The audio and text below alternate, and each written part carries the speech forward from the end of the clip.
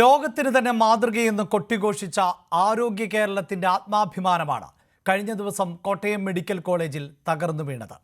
ആളുകളെ ഒഴിപ്പിച്ച കെട്ടിടത്തിലാണ് അപകടമെന്ന് പറഞ്ഞ് ആരോഗ്യമന്ത്രി ഒഴിഞ്ഞത് ആ തകർന്നു വീണ കെട്ടിടാവശിഷ്ടങ്ങൾക്ക് മുകളിൽ ചവിട്ടി നിന്നായിരുന്നു. ബലക്ഷയത്തിൽ നിലംപതിച്ച ആ കോൺക്രീറ്റ് പാളികൾക്കിടയിൽ അപ്പോഴും 52-കാരിയായ ബിന്ദു ജീവനായി പിടഞ്ഞിരുന്നു എന്നത് ആരോഗ്യ കേരളത്തിന് നാണക്കേടാണ്.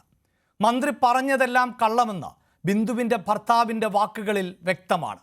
രോഗികളെ പാർപ്പിച്ചിരുന്ന വാർഡിലാണ് അപകടമുണ്ടായത്. രോഗികളും കൂട്ടിരിപ്പുകാരും ഉപയോഗിച്ചിരുന്ന ശൗചാലയമാണ് തകർന്നു വീണത്. ആരോഗ്യരംഗത്തെ നേട്ടങ്ങളുടെ ക്രെഡിറ്റ് മറ്റാർക്കും വിട്ടുകൊടുക്കാത്തവർ വീഴ്ചകൾ ഉണ്ടാകുമ്പോൾ ഉദ്യോഗസ്ഥരുടെ തലയിൽ കെട്ടിവെക്കുന്നത് ന്യായീകരണമല്ല.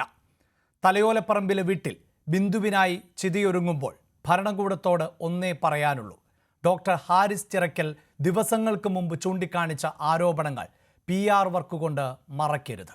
ആരോഗ്യ കേരളത്തിൽ അടിയന്തിരമായി ചികിത്സ വേണ്ടത് മാറാവ്യാധിയെന്ന് മുൻവിധി എഴുതപ്പെട്ട നമ്മുടെ സിസ്റ്റത്തിനാണ്.